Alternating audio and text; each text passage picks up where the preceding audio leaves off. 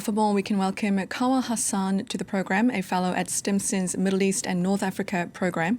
Great to have you with us today, Kawa. First, take us through the ceremony. Who were present and what's the symbolic meaning behind it? Thank you for having me. Good afternoon. So today is really the process of burning those arms by PKK leaders, and militants is really important, even though symbolic, but it's very, very important. So we've seen one of the top female leaders of PKK, Besser Hozat, and others, and militants, laying down their arms and burning them based on the initiative taken by the leader, the jail leader of PKK, Abdullah Öcalan, and also the Turkish state, the Turkish president, Recep Tayyip Erdogan, but also Devlet Bahçeli. The process started last year, but now it's really gaining momentum. And even though symbolic, but very important, it's a milestone. Of course, a lot of challenges remain, and they need to be addressed and tackled in the coming weeks, months, and even maybe years in terms of the actual peace process in Turkey. But I think what we have seen today is symbolic, but also monumental, literally, for the peace process in Turkey. And is there anything to be said, about the timing of this historic shift? Well, yes, I mean, it's definitely related to the developments in Middle East and North Africa. Sorry, in the Middle East, as a result of October 7,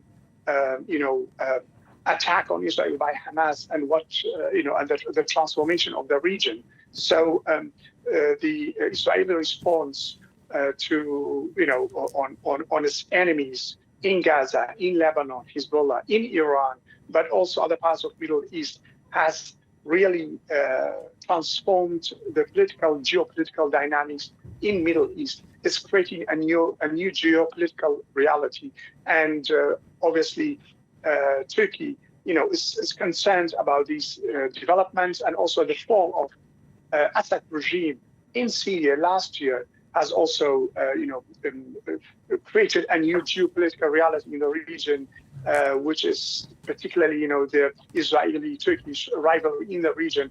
So from the Turkish side, there is definitely concern about the long-term implications of the reshaping of the Middle East and its impact on Turkish security. And from the PKK side, there is a realization, and there has been this realization for quite some time, actually, that the armed struggle has achieved its goal.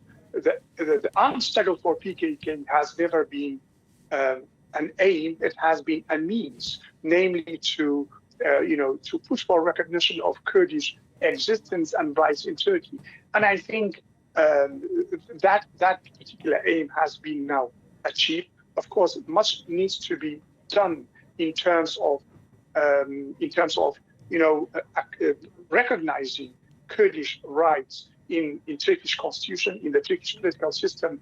But what we are seeing today is really important, because it opens a big opportunity for serious negotiations between PKK and Turkey, mediated by both Kurdish leaders in Turkey, but also, importantly to mention, Kurdish leaders in Iraqi Kurdistan, and also international mediators. U.S.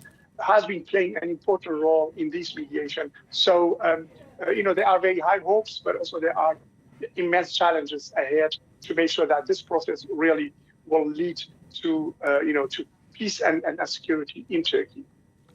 Now, the imprisoned leader of the PKK has said his group's insurgency would be replaced by a peaceful political struggle. How can we see this taking form from today onwards? Well, I think what we may expect is that, first and foremost, is we have to wait for the speech tomorrow by President Erdogan. I think this will be an important speech where he will,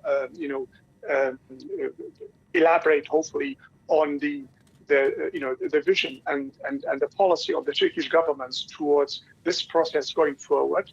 What I think may happen is that after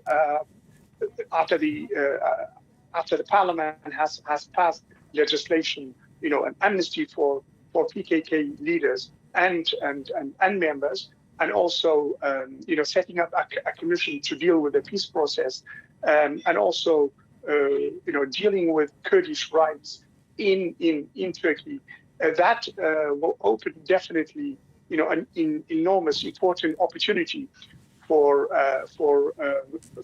negotiations between both PKK but also the recognized legitimate Kurdish or pro-Kurdish parties, DEM party in Turkey, to negotiate with Turkish government and Turkish authorities about the basics and the framework of the peace process, but also the Kurdish rights within a revised Turkish constitution. So what we can, what I hope to see is that at some point is that indeed, we see a very active Kurdish representation in the Turkish parliament, in the Turkish politics, and also a recognition of the Kurdish rights, within the Turkish state.